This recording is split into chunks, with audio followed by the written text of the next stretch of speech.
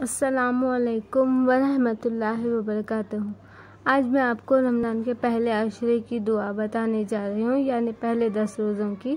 پہلا عشرہ رحمت کا، اردو اور انگلش ٹرانسلیشن کے ساتھ۔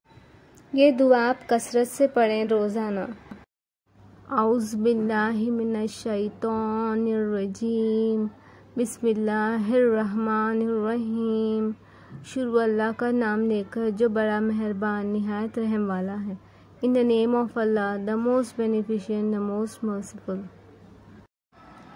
رب اغفر وارحم وانت خیر الراحمین۔